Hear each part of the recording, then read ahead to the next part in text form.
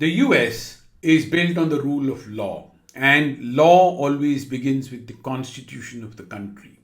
It is the constitution of the country which is the prime source of all law and social and legal systems in a given country.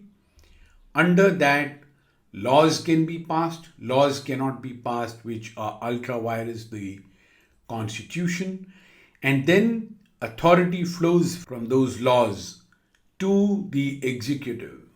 In this instance, the President of the United States, the Senate, the Congress.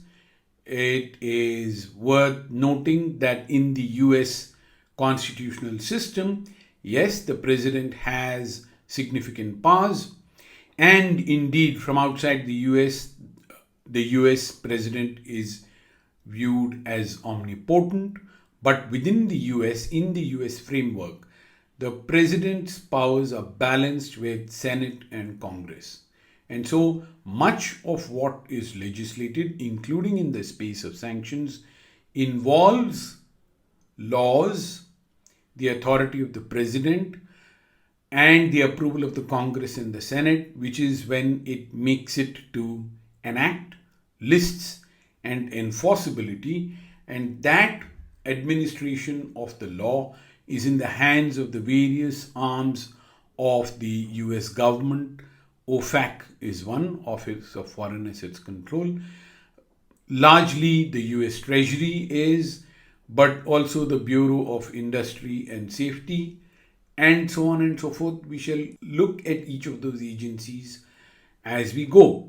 But it's important for us to note, and this is key to this program, the goal of this program is not to go through the litany of laws and the legalese, but to place them in a framework and look at the actionable items.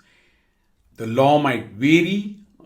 You will see consistently flip-flops, changes, shifts, and we will place the need for this shift, the change, in the context of the framework that we are about to go into.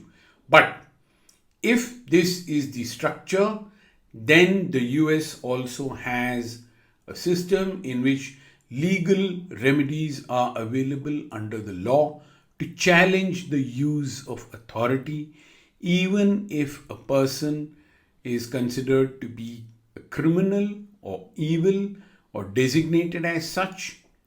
There is in the US a court of law which will look at it. So, for example, you have Oleg Deripaska, who is a Russian oligarch identified as an associate of Putin, and in fact targeted because he is viewed as doing Putin's bidding with his immense wealth. And when the FBI agents swarmed into the Washington home of Oleg Deripaska, as you can see the news report over there, it was possible for this gentleman to mock the FBI. Now, you will not find a similar event in China or in Russia where the person that is being investigated would dare mock. But it is precisely because of the rule of law, because of the legal remedies available to people under US law, that they can be bold enough to mock the authority.